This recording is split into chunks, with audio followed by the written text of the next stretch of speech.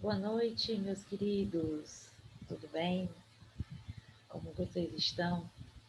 Voltamos para finalizar o nosso, a nossa aula, o nosso conteúdo sobre fundamentos teóricos e metodológicos do ensino da artes, tendo como base um artigo é, de Maria José Dosa Subtil. Nós vamos falando sobre uma experiência, um experimento que ela fez a partir de um trabalho em turmas do Paraná, né? É claro que desde o início eu falo com vocês sobre, apesar de ser uma região diferente, né? Uma região diferente, um lugar diferente, uma realidade um pouco diferente da nossa, não deixa de ter dificuldades e não deixa de ser pensado a questão de se ensinar arte em sala de aula. Qual é a importância, quais são as dificuldades, quais são as barreiras que nós encontramos. Os locais mudam, mas as dificuldades permanecem, né? Claro que em graus maiores ou menores, mas elas permanecem. Apesar de ser em outra região, algumas coisas são levadas em consideração, devemos analisar a questão prática mesmo, de sala de aula. E aí a gente vai dar continuidade aos nossos estudos através do artigo dela. E nós paramos lá nos desdobramentos da década de 60, né? Como é que essas atividades eram realizadas, como foi que ela conseguiu ter a percepção em relação aos resultados desse artigo. Nas séries iniciais, a educação artística metodologicamente foi tratada como atividade, o que decretou a simplificação da arte na escola. Nessa concepção, houve a manutenção das práticas da livre expressão individual e o acento da criatividade e na comunicação como fator de desenvolvimento integral. O que a gente percebe é que, apesar das diretrizes, né, de como deveriam ser aplicadas essas metodologias, a gente vai muito pelo instinto. Acaba que as aulas acontecem de uma maneira mais desenvolta quando a gente usa a criatividade, quando a gente tem o diálogo com a criança, a percepção da turma em que a gente vai trabalhar. Porque, por várias vezes, eu mesma como professora em sala de aula, planejo algo e quando eu me deparo com a turma propriamente dita, na hora de pôr em prática essa atividade, ela não flui como a gente esperava. Então, ou ela não flui, ou pode acontecer de nos surpreender também, de que tudo que foi planejado seja bem melhor quando está colocado em prática. As crianças se empolgam, elas vão em busca de materiais, elas têm ideias, dependendo muito da nossa realidade, né, do contexto social também. Se tem a participação dos pais, se eles se empenham na produção, porque a gente já tem um trabalho quando vai em busca dos materiais, né? Nem sempre nós temos as estruturas necessárias para desenvolver alguns trabalhos que são propostos. E então a gente vai usar da criatividade e da comunicação como fator de desenvolvimento integral, em que a gente vai conseguir, ou pelo menos tentar, dialogar com o que temos em mente para realizar e o que realmente é possível fazer e não criar frustrações em relação a isso. Se aquilo que foi planejado não chegou ao seu limite, a gente não conseguiu efetivamente ter o êxito esperado, mas se a gente consegue perceber que teve o melhor desempenho do aluno, já está sendo válido, já foi uma etapa alcançada. No planejamento das escolas foi incorporado o enfoque tecnicista. Lembram que a gente falou da questão do desenho, de se implementar a educação direcionada ao desenho, porque era profissionalizante, né? Serviriam para questões de desenvolvimento na época. Através de um trabalho centrado nos treinamentos de habilidades e aptidões, com auxílio dos livros didáticos. Já no final da década de 70, já se fazia presente nos meios educacionais uma discussão a respeito da especificidade das áreas e a retomada dos conteúdos e métodos específicos, contrapondo-se à integração dos campos de conhecimento. Anuncia-se um novo momento, com fortes injunções políticas, direcionamentos, instruções políticas na educação, que, como veremos, produz outras demandas para o ensino de arte. Isso quer dizer que deixa de ter um olhar muito voltado para a questão técnica, né, para o desenvolvimento do trabalho de uma profissão, para ter outros rumos. Uma outra história, as duas últimas décadas do século XX. E aí a gente tem a percepção de mudanças. Na esteira da abertura política e dos debates críticos sobre a função equalizadora da educação na década de 80 e nos anos subsequentes, né, os que vieram posteriormente, autores, instituições e outros órgãos governamentais discutiram o ensino de arte, a história e situação marginal dessa área na escola e questionaram as práticas vigentes. Por que ele coloca como se fosse uma situação marginal? Marginal a gente pensa de periférica, marginalizada é o que não está no centro, né? E o que é que não está no centro? Se eu tenho português e matemática como matérias centrais de conhecimento, sempre quando somos cobrados em relação a resultados ou provas, né, que são colocadas à prova, né, à disposição o tempo inteiro, a gente cobra português e matemática, porque são matérias centrais. As demais têm sim a sua importância, mas na hora de serem cobradas, fiscalizadas de verdade, elas não são. Então, por isso que a arte é colocada como uma disciplina numa situação histórica marginal, porque ela não está no centro, ela está à margem do que é tido como importante, certo? Por isso que tem essa nomenclatura, a histórica situação marginal dessa área na escola, que não dá a devida importância à disciplina, à matéria, ao ensino dessa disciplina. Ora espontaneista, ora tecnicista, dentro de uma perspectiva metodológica que enfatiza o fazer sob a ação do professor polivalente, sem formação específica. Esse ensino foi questionado por desconsiderar os conteúdos próprios de cada linguagem e a arte como um campo com saberes historicamente constituídos. O que ele está analisando aqui? A questão é, professores polivalentes ministrarem essa matéria. Ela teria relevância? Ela teria a mesma relevância que os professores, que se os professores de área estivessem ministrando? Porque língua portuguesa e matemática, a gente leva em consideração as áreas. Mas na polivalência, os professores são capacitados para ministrar todo esse conteúdo até o 4º ano.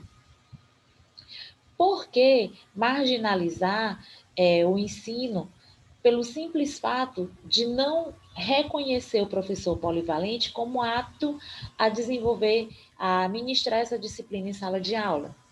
Então, aqui, ó, por desconsiderar os conteúdos próprios de cada linguagem, por desconsiderar o conhecimento que se possa ter sobre determinadas áreas da arte, então ele não teria um respaldo de ensino. Essa é a questão que muitas vezes vem à tona.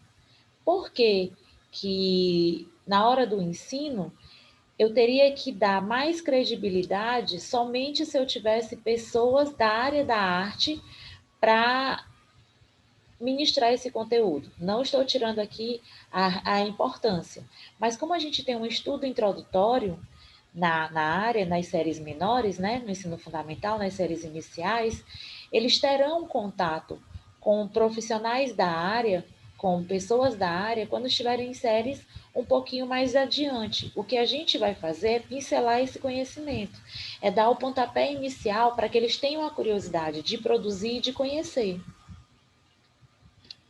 O que ocorreu foi um movimento pela retomada da arte em sua especificidade, com conteúdos, metodologia e epistemologia, que é a sustentar-se. Quer dizer que eu fui em busca de informações, nós fomos em busca de informações para que trouxesse mais especialidade, mais especificidade dentro do ensino da arte. Então, foi a hora que veio a introdução do conteúdo, da metodologia e de um estudo histórico sobre a evolução da arte na sala de aula para que a gente tivesse um respaldo maior. A Associação Brasileira de Educação Musical, a ABEM, e a Federação de Arte de Educadores do Brasil, a FAEB, foram criadas com o intuito de fomentar essa discussão e desempenharam um importante papel nesse intento pela promoção de encontros nacionais e regionais, seminários, debates e publicações. Nesse tempo, se fortalece o movimento das artes plásticas, generalizado sob a denominação arte e educação. Os professores são denominados arte-educadores, formulada já na década de 70, que apregou a metodologia triangular com 3 eixos: história da arte, leitura da obra de arte e o fazer artístico. Essa metodologia, mais tarde retificada por Ana Mãe Barbosa como proposta triangular, encaminhou os debates sobre conteúdos e métodos no ensino das artes. Importa reafirmar que os conceitos tanto de arte-educação quanto de metodologia triangular foram produzidos no campo do ensino das artes visuais, mas também generalizados e estendidos para outras áreas, como veremos mais adiante. Vale a pena aprofundar as concepções do currículo básico, que, embasados no materialismo histórico e dialético, privilegiou uma visão de totalidade do processo de produção artística, envolvendo trabalho, conhecimento e expressão, e a arte como atividade humana, passível de ser apreendida, compreendida e fruída por todos. Quando a gente coloca um conteúdo em sala de aula, quando a gente vem com uma ideia de ministrar assuntos, determinados temas, de desenvolver questões em sala de aula, a ideia é que se apreenda esse conteúdo, né? Tenha um entendimento sobre aquilo que a gente está tentando ministrar em sala de aula. A partir do momento que tem a compreensão, e a gente vai levar isso em consideração para todas as matérias, eu preciso fazer uso. Eu preciso aplicar esse conhecimento de forma prática. Isso vai servir para tudo. Quando a gente fala do ensino de artes, quando a gente fala do ensino de ciências, quando a gente fala de língua portuguesa, se a gente consegue fazer um link do que a gente está ensinando em sala e que ele vai poder utilizar isso na vida de alguma maneira, fica mais fácil a compreensão e o usufruto em relação a esse conhecimento. A grande barreira que a gente encontra no ensino e em qualquer disciplina, em qualquer matéria, é justamente a não aplicação desse conhecimento. Se eu não sei o que fazer, como fazer, para que eu vou usar, onde eu vou usar, eu acabo deixando essa curiosidade de lado. É só mais um dia em sala de aula. Então, quando a gente fala na questão de tentar usar a criatividade, tentar dialogar com a criança, tentar dialogar com o conhecimento prévio que essa criança tem, utilizar-se de materiais que sejam acessíveis a essa criança e que seja também acessível para a gente, porque de certa maneira uma coisa tem a ver com a outra. E a gente consegue construir um ambiente diferenciado, né, que traga a curiosidade, que coloque a criança realmente no centro desse conhecimento, no centro desse processo, a gente consegue ter um êxito melhor, né, em relação a todas as outras colocações que não têm uma aplicação concreta. Porque o bom do conhecimento é isso, a gente saber que a gente vai utilizar esse conhecimento em algum momento.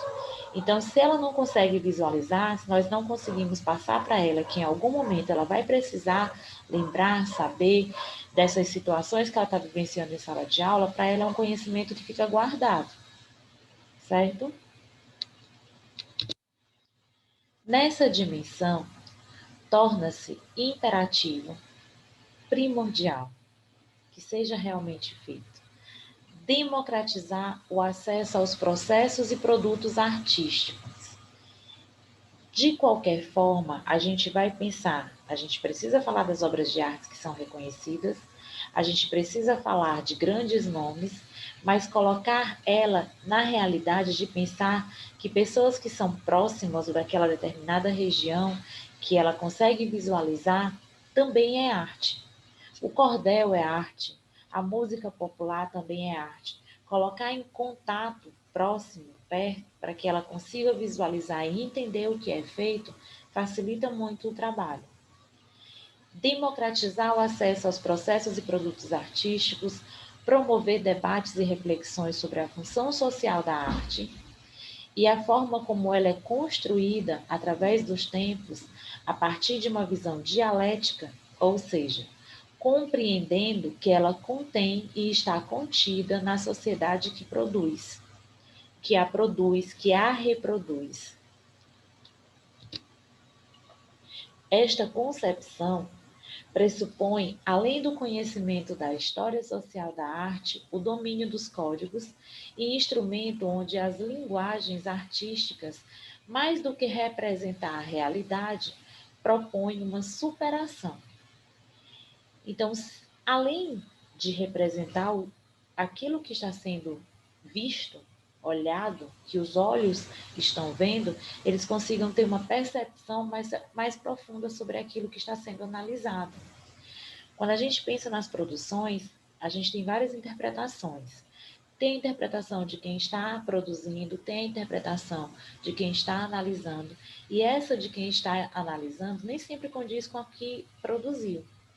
Mas esses efeitos de sentido a gente vai conseguindo ao longo do amadurecimento que a gente tem em relação aos conteúdos. Nesse entendimento, o acesso dos códigos e instrumentos das linguagens artísticas possibilita uma leitura ampliada da realidade e uma compreensão mais apurada da humanidade, revelada nos objetos artísticos.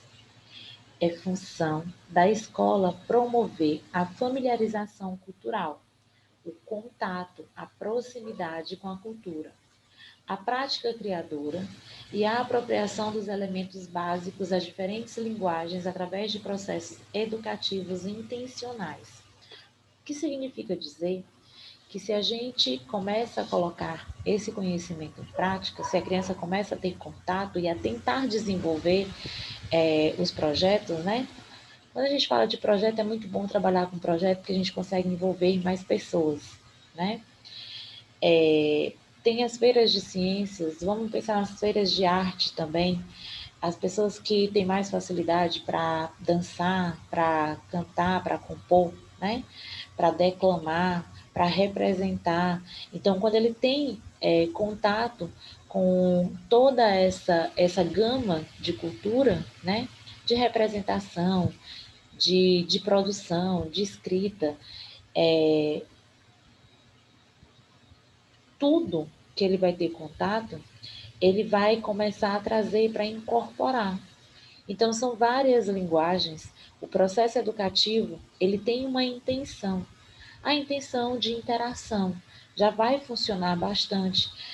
Numa sala de aula, a gente tem aquele que fala melhor, tem aquele que desenha melhor, tem aquele que pinta melhor, e a gente vai tentando, dentro das nossas possibilidades, do contexto que é um pouco, às vezes, mais complicado pela demanda, quantidade de turmas, mas conseguir pontuar. Quando a gente consegue tirar de cada turma que a gente tem, 2, 3 alunos que já conseguem interagir melhor com o conteúdo de artes, a gente já está tendo êxito no nosso trabalho. Cabe destacar que, apesar de todo o esforço teórico, prático, despendido e do desenvolvimento dos intelectuais e professores na formação do currículo básico, tal documento, de certa forma, foi negado pelas circunstâncias políticos ideológicas dos anos seguintes. Isso se comprova pela ausência desses pressupostos na formulação teórico-metodológicos dos parâmetros curriculares nacionais que foram editados na sequência. Mais uma vez, uma situação histórica marginalizada em relação ao ensino da arte. A partir da segunda metade a partir da segunda metade da década de 90, em outro contexto histórico e político, se intensificaram as ações no sentido de ajustar as políticas educacionais ao processo de reforma do Estado brasileiro, em face das exigências colocadas pela reestruturação global da economia. Neste momento, sob os imperativos das políticas neoliberais, foi promulgada a LDB de 96, a Lei 9.934, que no referente à arte promoveu a mudança na denominação conforme o artigo 26, parágrafo 2. O ensino de arte constituirá componente curricular obrigatório nos diversos níveis de educação básica, de forma a promover o desenvolvimento cultural do aluno. Está aqui, está dito. A gente precisa incorporar e desenvolver. Tal formulação contemplou a reivindicação de identificar a área por arte, e não mais por educação artística. Efetivava-se, assim, o movimento iniciado nas décadas anteriores, em prol da definição da arte como um campo de conhecimento com estatuto epistemológico equivalente ao das outras áreas de conhecimento do currículo escolar. Então, ele tira da situação marginalizada e coloca no centro de importância como as outras disciplinas. A partir daí, sob a predominância de temas como a globalização, sociedade do conhecimento, educação para as tecnologias e o multiculturalismo, foram desencadeadas iniciativas em todos os setores da educação, visando um processo de reforma das estruturas da política educacional do país, sob visível adequação aos reclames do mercado nessa nova fase do capitalismo globalizado.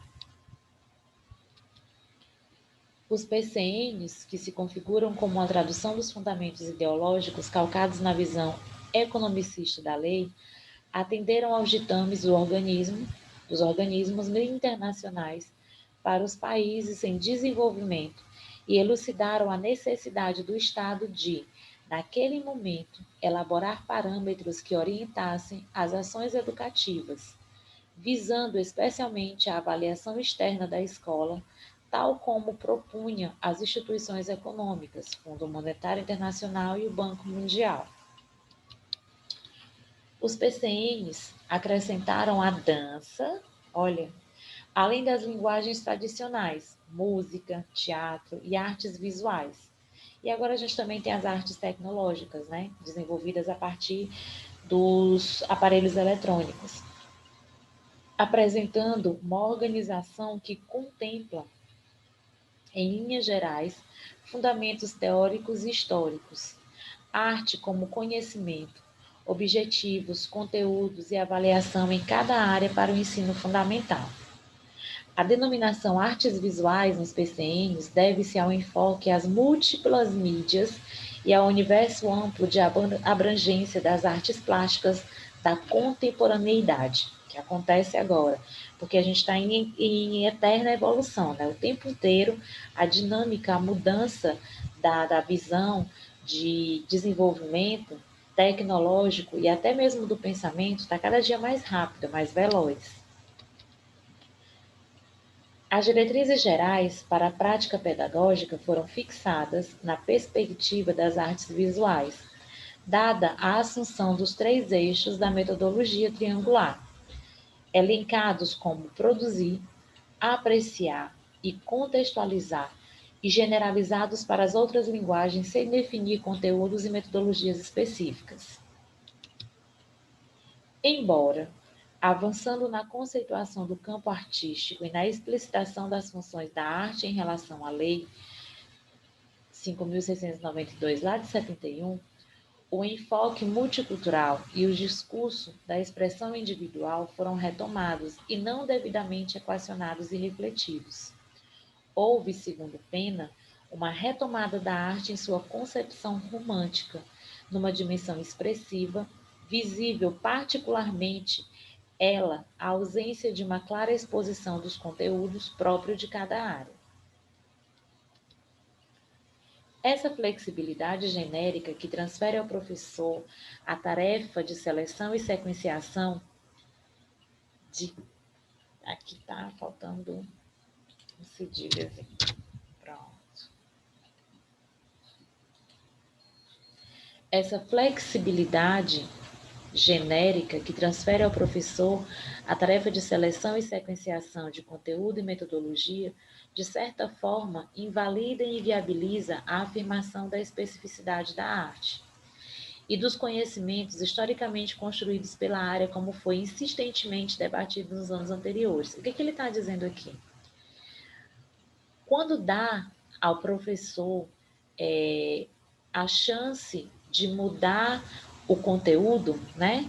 De organizar esse conteúdo de maneira muito flexível, quando se faz isso, ele tira a parte técnica do ensino.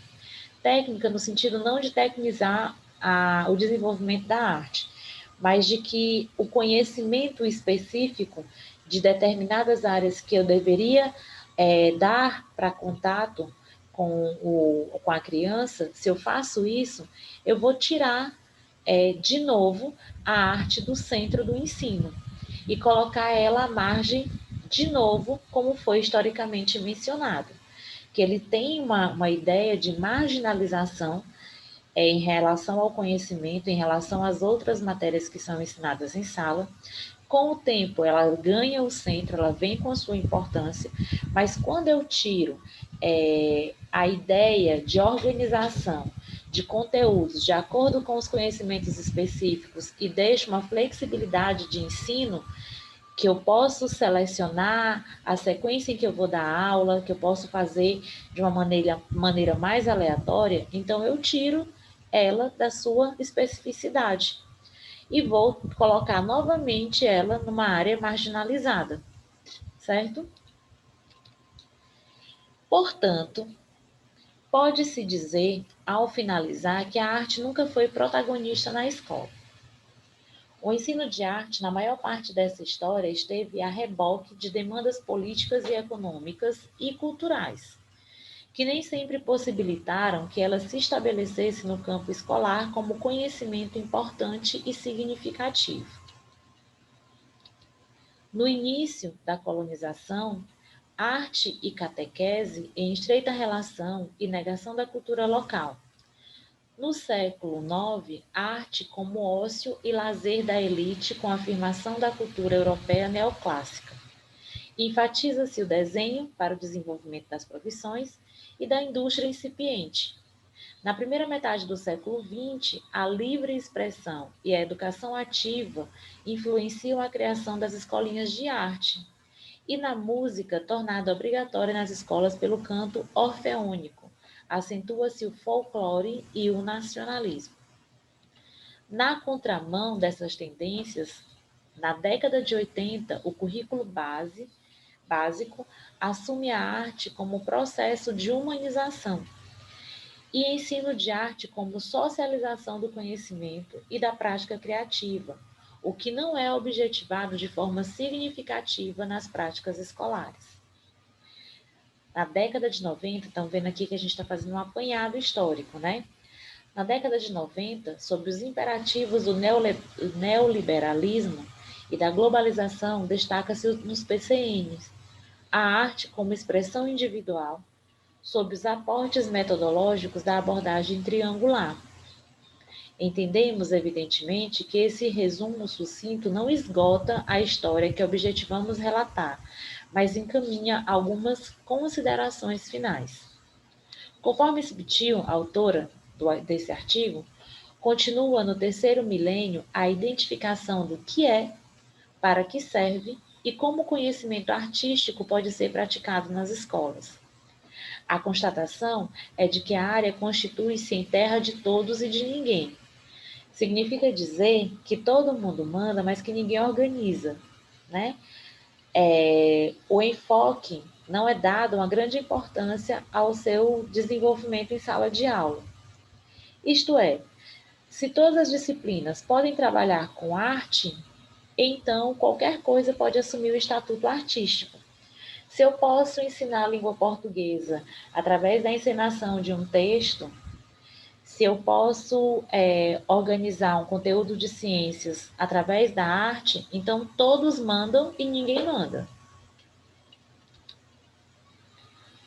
A polivalência assumida pela gestão das escolas e incentivada pelas instâncias governamentais é, em parte, explicada pela falta de professores qualificados em número suficiente para atender às demandas da educação escolar.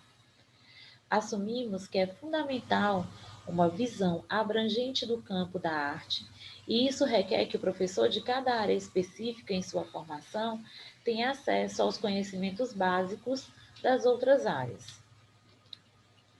Não obstante, isso não deve significar a desqualificação dessa prática pelo aligeiramento, pela fragmentação e pela simplificação dos conhecimentos próprios da área. É possível constatar hoje nas escolas resquícios de concepções políticas e práticas para a arte de todos os momentos históricos que relatamos. Particularmente, as comemorações das datas do calendário escolar, o tecnicismo, o sentido psicologizante, de lazer descomprometido, a ausência dos conhecimentos artísticos obliterados por atividades desarticuladas e a submissão aos conteúdos de outras disciplinas. É o que a gente falou, de ensinar conteúdos de outras matérias utilizando a arte. Parece prevalecer a concepção de arte como produto da genialidade, de dons inatos que não podem ser desenvolvidos, mas eles têm que nascer com o dom da arte.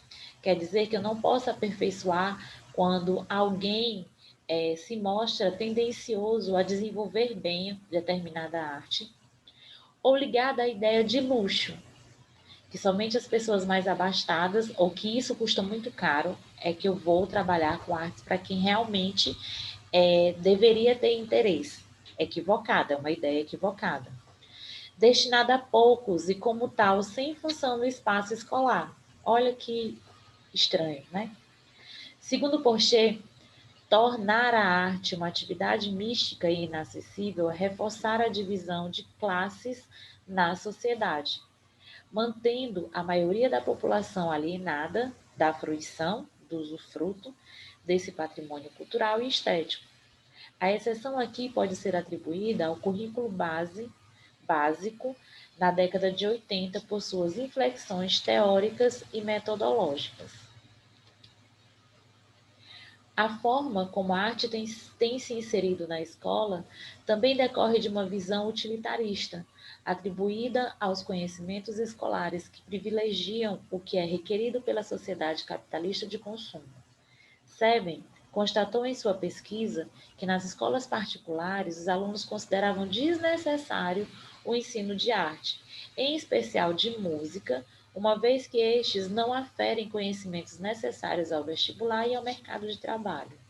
Olha, se eu não tenho, é o que eu falei antes, quando eu olho para um conteúdo, um tema, um assunto, uma disciplina, que eu não consigo visualizar uma função, uma aplicação prática, eu não me interesso. Essa é a ideia do ensino da arte. Olha o que os jovens, a gente está falando de formação de professores para a educação básica, mas quando a gente olha para os jovens com essa visão de que se eu vou fazer uma prova que vai me avaliar e que o ensino de arte não vai contribuir, não vai interferir nesse conhecimento, no meu desempenho, então eu não preciso saber desse conteúdo. Brandão questiona esse utilitarismo dos saberes, reconhecendo que um direito, dever essencial em cada uma e em cada um de nós é o de viver sem limites utilitários, à procura do saber e da experiência de aprender. Também Meszaros, parafraseando Marx, diz que o escopo da aprendizagem é a autorrealização dos homens como indivíduos socialmente ricos humanamente. O autor acrescenta que, para além da sociedade capitalista, é preciso pensar na sociedade democrática, tendo como horizonte a emancipação humana. Entendemos que é desejável para o ensino de artes uma aprendizagem que vale a pena pelo conteúdo humano e sensível que comporta. Nessa perspectiva, Peixoto argumenta. Quanto mais democratizado e mais intenso for o conhecimento e o contato dos indivíduos com tudo que a humanidade historicamente construiu e lhes legou, a técnica, a ciência e a tecnologia, as formas de organização e de relações sociais criadas, assim como a filosofia e a arte, melhores serão suas condições e chances de se tornarem humanos em sentido estrito. Portanto, concluindo a nossa dinâmica, né? A nossa aula sobre metodologia, sobre fundamentos teóricos e metodológicos do ensino da arte. Cabe-nos, enquanto professores e estudiosos da área, manter o compromisso teórico-prático de viabilizar o ensino de arte, que faça cumprir com as possibilidades históricas que lhe são tributárias, na perspectiva de superação da dominação cultural, estética e econômica como escopo da educação em seu sentido amplo e estrito, buscando, na medida do possível, trabalhar com materiais que nos são acessíveis e de maneira criativa. E aqui, no finalzinho, né, eu já tinha colocado na última aula a nossa bibliografia, aqui eu coloquei a nossa atividade avaliativa. Está um pouquinho extenso aqui, mas eu vou colocar também em PDF para vocês, mas eu vou falar sobre ela. O ensino de arte nas escolas brasileiras é um tema muito complexo, como a gente viu ao longo dessas aulas. Pois, embora haja no currículo um significativo reconhecimento de sua importância no processo de ensino e aprendizagem, há inúmeras questões impeditivas para a sua efetivação de maneira ampla e contextualizada em sala de aula. É notória a insegurança de alguns professores em trabalhar conforme orientam os parâmetros curriculares nacionais de artes, PCNs, em sua amplitude, englobando artes visuais, teatro, música e dança. Entre os fatores são questionadas lacunas na formação acadêmica e falta de especialização em áreas tão distintas. Geralmente, devido a essa problemática, ainda hoje as aulas de arte não ultrapassam os cadernos e, consequentemente, são reproduzidos modelos tradicionais, onde a experimentação de diferentes modalidades de conteúdos de artes tão relevantes para a formação humana é deixada de lado. A partir do conteúdo estudado, redige um pequeno texto dissertativo respondendo aos seguintes questionamentos. De que modo o educador pode tornar as aulas de arte prazerosas e significativas na formação do aluno? Há possibilidades criativas de garantir a experimentação da arte acessível a todos, superando a falta de recursos materiais ou a infraestrutura adequada? Pensem um pouquinho na formação dos nossos alunos, na formação humana, além do conhecimento, mas na formação humana. Tem como a gente viabilizar esse ensino e esse ensino voltado para que ele tenha uma visão melhor do mundo? Respondam essa questão. Pequeno texto, não precisam nada de que não seja dentro das possibilidades, pelo prazo, pelo tempo. E vocês vão enviar para o e-mail. Mais uma vez, eu digo a vocês que eu estou sem acesso à plataforma nesse momento. A gente faz a atividade, vocês têm um prazo de uma semana para enviar ela para o meu e-mail para a gente poder corrigir. E desde já agradeço a todos, né? A disponibilidade de todos, a participação de poder também fazer parte um pouquinho da formação de vocês. Foi um prazer imenso trabalhar com vocês. E eu me coloco à disposição no grupo, no privado, para tirar qualquer dúvida, para conversar. Tudo bem? Então, boa noite. Muito obrigada e até a próxima.